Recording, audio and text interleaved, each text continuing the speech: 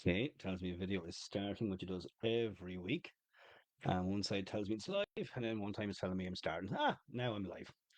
Hello, hello, hello. You're all very welcome to Wednesday's live call inside the Facebook group Map Your Future ABA, the place where we go from A to B and then decide we're going to go for a bigger and brighter A.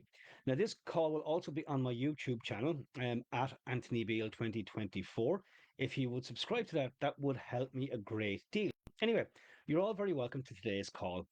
Over the last 2 months, I've been sharing methods that help to create positive habits, help improve results, help with a sense of well being, mental and physical, and help you to kick into action to achieve goals and more balance.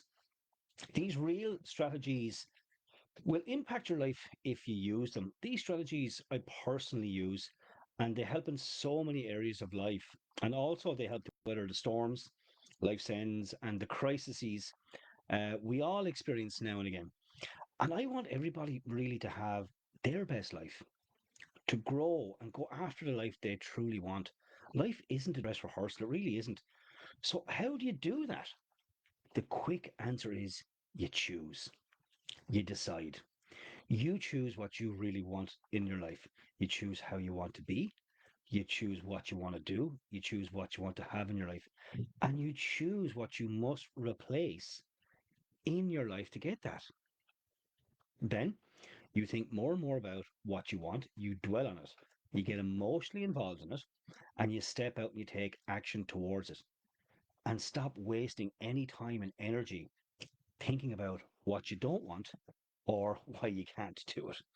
Then you take action towards what you want. This starts a chain reaction where you create the life you want. And remember, it's your thoughts that create your feelings create your actions, and those actions create the reactions. The reactions then in turn create your circumstances, your condition, and your environments, also known as your results. It all starts with the thoughts you are thinking, the dominating thoughts you habitually think, which lead to the feelings you habitually feel, and then the actions and the behaviors you habitually take. This is cause and effect.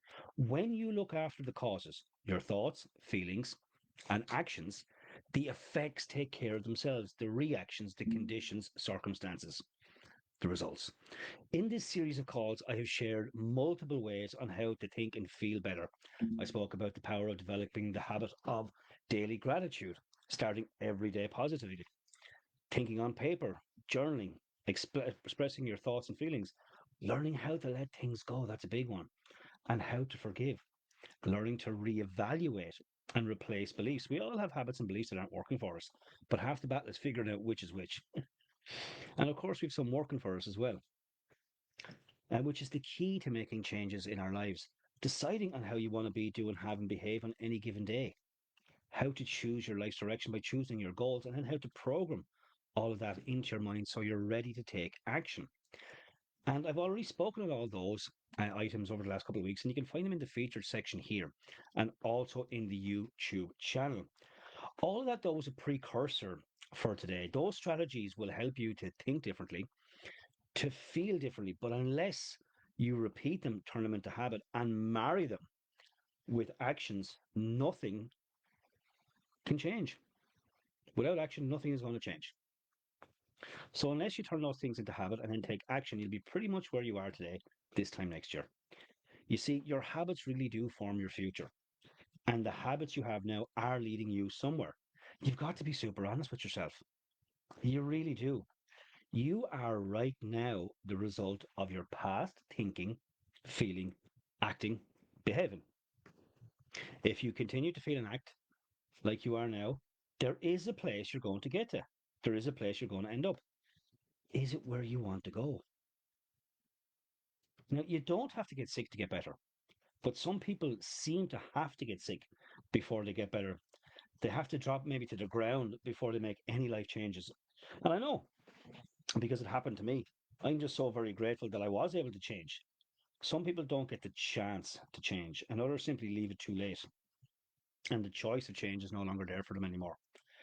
I really don't want that to happen to anybody, but I know it will because people hope for things to get better, but because we're creatures of habit, they don't do the things that would lead them to a better life because their excuses are stronger than what they want. Their excuses are stronger than where they want to get to. So if you want to change and you really need to decide what that is for you, what has changed for you, and then you must take action.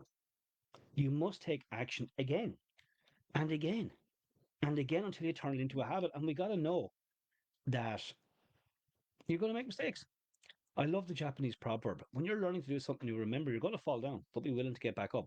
The Japanese proverb is fall down 7 times, get back up 8. And I would encourage you to replace a habit that you know isn't serving you with one that you know can make a positive impact in your life. This is hard at first. It totally is. Forming habits isn't easy. It requires making up your mind, locking that in, and then developing your own discipline to do it. Discipline is your ability to give yourself a command and then follow it. And that is sometimes not doing something in particular. It's stopping doing something and then replacing that thing with something beneficial. So, that being said, let me share some ways on deciding on the actions you want to take and then raising your own accountability and your own standard for yourself as you go. This strategy is what I call my rule of six, and which I've shared with my clients for years, and which, when adopted, improves your productivity. Productivity. Live, you gotta love it. Your productivity. There we go, Anthony. You can get the word out eventually. So it improves your productivity massively. To me, productivity doesn't mean doing more things. It means doing meaningful things more. So every morning before your workday starts, or the evening before, ask yourself, how can I improve what I do today? Or how can I improve what I do tomorrow? You choose the time that works best for you, be it morning or the evening before, and you ask that. And you let yourself come up with some answers. You will come up with answers when you ask yourself some questions and you give yourself some space to answer them. Questions have answers. Make sure you ask yourself better questions and more often. When you do ask better questions, you're going to get better answers and routes to change your life. So, assuming you have a goal, something you want to be, do, and have, you want to make progress towards that daily. Those that do progress daily and combine it with persistence will hit a target. It's only a matter of when, not if. So ask, what can I do today to progress, to move me in the direction of my goal? And then choose 6 actions that will move you towards your goal. Every action you take is a step closer to your goal becoming a reality. And some of the teeniest, tiniest steps you can take are as important as the big, massive ones. So, so if you recall from a couple of weeks back there, where I shared about the 20 ideas exercise, so you have your goal and you write down 20 ideas of how to do your goal.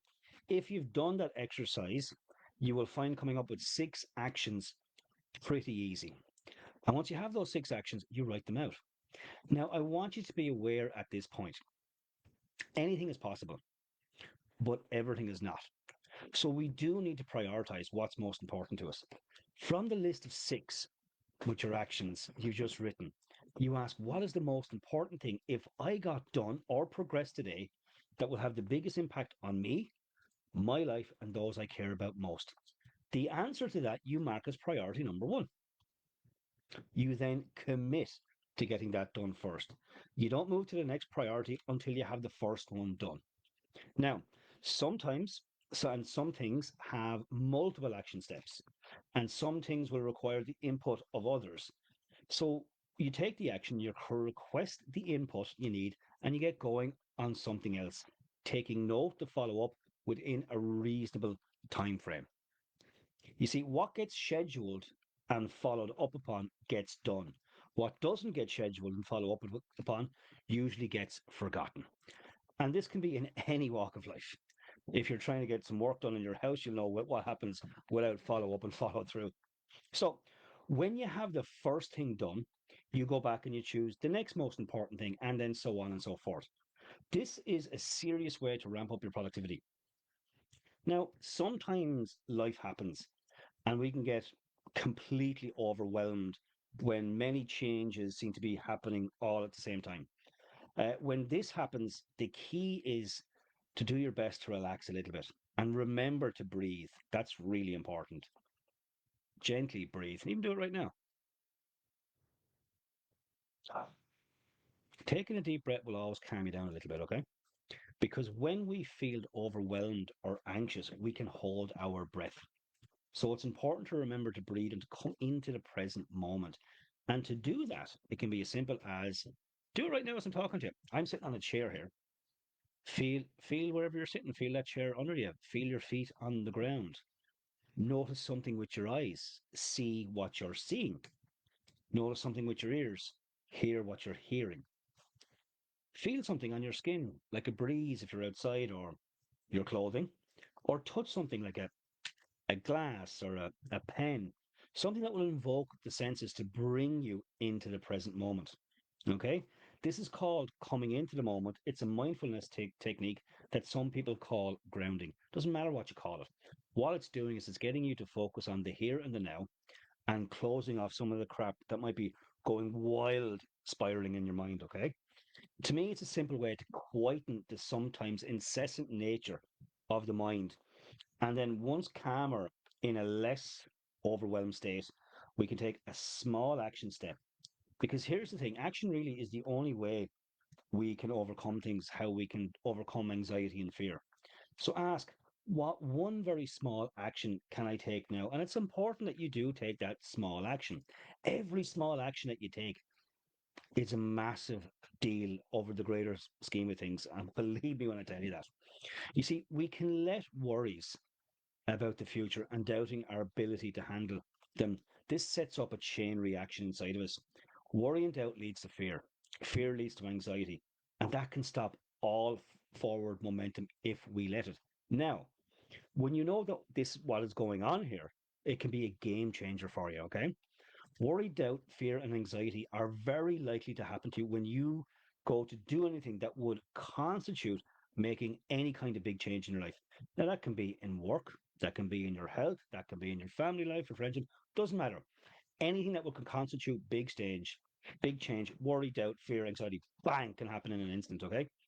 But when you're aware of that, you can ground yourself and calm the mind. And from that calmer state, you can then do one small thing.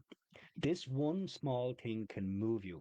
The fear and the anxiety will still be there, but you know what they are now. And you can feel them and still press on and do what you need to do. And that is how we grow. Is you don't grow not feeling frightened sometimes. Courage is not the absence of fear. Courage is pressing on even when fear is present. And we've all got to be courageous if we want to grow. We got to be willing to step outside the comfort zone. And that's what this process is stepping outside your comfort zone. You cannot grow staying inside your comfort zone. Now, I have found that, and it still surprises me because I do get overwhelmed from sometimes, and I do get anxious. And it seems to be sometimes it seems to shock me that it happens to me, but it does happen to me and it happens to everyone. But this simple technique really does help. By learning how to be more present and taking a small action step, I've gotten back on track way faster. And that's what you're trying to do here. You're trying to get back on track faster. Everybody goes off track from time to time, but it's not to go too far off track and bring yourself back on track quicker. Okay. And this has been a lifesaver for me. It really, really has. Okay. So, life improvement strategies and growth and development and all those wonderful things wouldn't be complete if there wasn't a part that relates to your health and fitness. And I want to be super clear, I am not a personal trainer, nor am I a nutritionist, nor am I a frequent gym goer. Now, I have done all of those things as in use the services of those people, but they didn't really work for me. Now, I wanted to add things to my life that I could do no matter what day it was, no matter where I was, or what mood I was in, or what the weather was like. In other words, I wanted to do something that would remove all my excuses. Now, I'm all about making small changes that over time become habits and that you don't roll backwards. So I like to keep things as simple as I can. And I'm making an assumption right now, and please correct me. Some people are exceptionally fit. And kudos to you because it takes work to be super fit. But I'm making some assumptions now that perhaps you're not the most fittest person on the planet. Now, some of us weren't good at sports at school when we were kids, and no, I wasn't. And so I never really had developed any what you would call fitness habits. Okay, I wasn't good at running. I wasn't good at soccer. I wasn't good at rugby. Did boxing for a few years, all right, and some martial arts, but the fit sports, as you would call them, I wasn't very good at them. Now, today, however, though, I would think I'm as fit as I was in my 20s. Considered in my 20s, I was smoking 40 cigarettes a day. And I keep working on my new habits to improve my level of fitness and health all the time. That's what these strategies are all about, adding new habits into your life, replacing the bad ones, making progress and improving the quality of your life. So, for those of you that are not super fit, maybe carrying a few extra pounds, this might help you. And again, you ask some questions of yourself, and with the answers, you decide to make some time to put the answers into action. Nothing happens until you take action. You cannot change your life without doing something. It's impossible. Now, the thought is before the feeling. The feeling comes to the action, but then we need to push on through and take that action. So, you see, we all have. Let me dispel one of the excuses that everyone, I don't have the time. So, let me talk about that for a moment. You see, we've all the same 16 hours a day as everybody does, and what we do with them will determine the quality of our lives. We can all say that we want a slim body or the flat tummy or the six pack or the biceps or the guns or whatever the hell you want. But those things do require considerable time, effort, and sacrifice. But when we really understand what the word sacrifice means, it's not as difficult as we think. To sacrifice, we give up something of a lower concern to achieve something, to gain something of a higher nature. That's what sacrifice actually means. We stop doing something that isn't helping us and we start doing something that will. And when you think of it that way, it's not really a sacrifice, is it? It's a beneficial thing to do for yourself. Anyway, everything you'll find will come down to your perspective and how you look at it. So when you really review your time and you are honest, real honest with yourself, you're going to find you waste a fair bit of time. And a lot of that's done in mindless entertainment, scrolling on Facebook, Instagram, or even LinkedIn, deluding ourselves that it's productive, binge watching TV shows, staying up late, meaning we're not able to get up early or we're overtired when we do. Now, there are just a couple of ways, but there's loads of ways that we use our time unwisely, and that's going to be unique to everybody. But when you're willing to look at these things, you're going to find the time to do things to improve your life. The key is wanting to improve and be willing to do it and be willing to change as well. You must want it and you must be willing to do it. Because if you don't want it and you're not willing to do it, you can't change. Want, will, do. Okay? So let's assume you want to get a little bit more fit and healthy and you're committed to it. Then ask yourself these questions. What one thing can I add to my physical movement today that I commit to doing today? Now, it doesn't need to be any harder than that to start your fitness journey, a health journey. Because if you've been on the couch for the last 15 years, you're not going to be able to run a marathon tomorrow. So you need to build up and start slow. Every small step you take builds on the step. The journey of 1,000 miles begins with the first step. Okay. And all additional movement.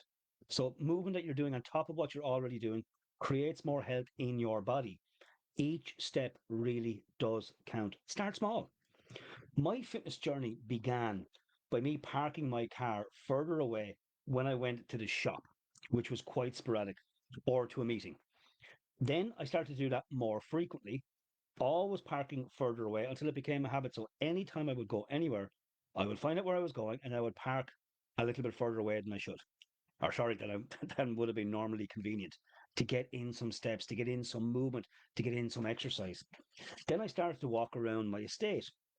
Then I started to walk more and more almost every single day. Now walking is a part of my day. It's a part of my life. I walk every day and sometimes a couple of times a day. Then I got an app and I did some home workouts because I wanted to work out, build some muscle mass. And I know muscle mass creation will helps with weight releasing. Uh, and I don't like gyms. Now I do about 2 to 4 workouts per week and I walk nearly every single day without fail. When you replace one habit with a positive habit, it feels great. And you kind of get that bug of wanting to do more of it. Can you imagine right now how many bad habits you could turn into good ones by Christmas this year if you decided to and committed to get going on it right now? You could have between 2 and 4 new habits locked in, and you could have stopped 2 to 4 bad ones between now and Christmas. What impact would that have on you personally? professionally, for your family, if you got kids, the energy levels. There's a lot more to this than just simple one little steps, but you got to take those first steps. You got to take action. Now, to be fit and healthy, exercise and fitness is one part. Of course, diet and nutrition is the other. We all, well, already know some foods that are not good for us and some foods that are bad for us. Okay. But to improve our health, we need to make changes. What one thing, ask again, it's all about asking questions to get an answer. What one thing can you replace in your diet today? So perhaps you go to work and you're on the commute and you pick up the croissant. Maybe pick up a banana instead. Because if you have one croissant every day, that's five croissants. That's 250 croissants a year. That's a lot of butter. That's a lot of salt. That's a lot of sugar. Processed sugar, I might add. That one change could be the difference between your cholesterol level being really up or your cholesterol level being a little more manageable level even. So what's one thing that you can replace today and commit to it? Stopping eating. Um, to me, it never works. Replacing what you eat has proven to work time and time again because when you stop eating and you starve your body for a period of time, the second you eat, the body locks down every calorie. It's about changing what you eat, not stopping eating. Okay? This one thing, this one is a little bit different. Um, what's one thing that you can add to your diet? You're always told about stopping stuff and cutting stuff from your diet, but this one I'm going to suggest you add that will add to your overall health. And let me share some examples on that. I started eating breakfast about 3 years ago. I'd actually gone years without eating breakfast. And then I would eat crap when I was on the road. Mightn't necessarily be just the pastry, it could be the chocolate bar, the bag of crisps. Now I have porridge every day with flaxseed and cinnamon. Now, I didn't like it at first, but now I can't eat without it. Here's the thing people form habits, habits form futures. I created the habit of eating porridge. I created the habit of adding flaxseed. Now I can't eat it without flaxseed. Anyhow, the flaxseed helps my cholesterol, which I need to work on, and the cinnamon helps with inflammation in the joints, which I'm sure as you're getting a little bit older, that might be beneficial to you. Now, get this I had to teach myself how to drink water because I was always dehydrated. And my hydration came from coffee alone. And that can add some issues to your health if you're not aware of that. And I won't bore you with all the details. But anyhow, now I make sure that I have 2 liters of water every single day and more. I added water into my diet. It's not always about removing it. By drinking more water throughout the day, I was less hungry, I snack less, and I don't eat as much crap as nighttime. Now, I'm not going to tell you I don't eat stuff at nighttime because I do, but it's a whole lot less compared to what I did eat. And now I'm 10 kilos lighter than where I was. Now I'm not finished on my journey. I have a few more kilos to release, but I'm a hell of a lot fitter. I'm a hell of a lot stronger and I'm a hell of a lot healthier by making these small changes. But I didn't do it as a fad. I didn't do it go mad for 3 weeks and then throw it away. I built in a positive habit at a time. I added a habit and I stopped a bad one. I added another habit and I stopped another bad one. I added another habit and I stopped another bad one. And every time I stopped a bad habit and added a new habit, I got what I call the double whammy. When you stop going backwards and you start going forwards, you pick up pace. Okay? You see, the changes may seem super small, but done every day over a period of time, they become habits and they serve you the rest of your days. And you notice I said I added things. I don't diet, uh, but I'm way more aware of what I consume now. And awareness is always a starting point to change. Now, the last thing today is about accountability. And this is not to beat yourself up, it is to move yourself towards actually wanting to be more accountable to yourself day by day for yourself. Few people like accountability. I know I was never a fan of it either. But we can all recognize the need for it. It puts us on the hook to perform at a better level. There's a reason I post videos on a Monday to say, what are you going to get done this week? Because I'm telling that to myself, because I need to make sure I'm doing something this week. Anyway, accountability is really, really powerful. But this is where you decide that you're upping your level, your standard, and you're keeping them up when you get them up. And you do this for yourself. So at the end of your day, you ask, where was I not at my absolute best today? Or where could I improve? And you will get an answer. And 99 times out of 100, you won't have been your best all day. Now, this is a good thing It means you have another level to get to. Don't feel bad. Look at it as a positive. Okay? There's always another level that we can get to. No matter how good you are, there's another level. But rather than being frightened about it, be excited about it. I can improve. I can make my life better. I can go for it. Okay? And it's so important before you wrap up your day that you decide that you want to be 1% better every day. I want to be 1% better tomorrow than I am today. And I talk about that regularly because every time I do it, bit by bit, I improve my level of performance. Bit by bit, I get better. Bit by bit, I'm improving my life. And when you do this, bit by bit and day by day, you will get better and better. You will improve your image of yourself and you will build better habits that your results have to improve from. This is cause and effect. Look after the causes, the effects take care of themselves. If you have any questions on any of this or anything that's inside the group here or on the YouTube channel, you can send me an email to abeal@anthonybeal. Or if you want to know how to work with me, you can request a discovery call and I can set it up with you. I can send you a link for that. Have a great week, everybody, and I'll see you all back here again next week at 1 o'clock. God bless you all.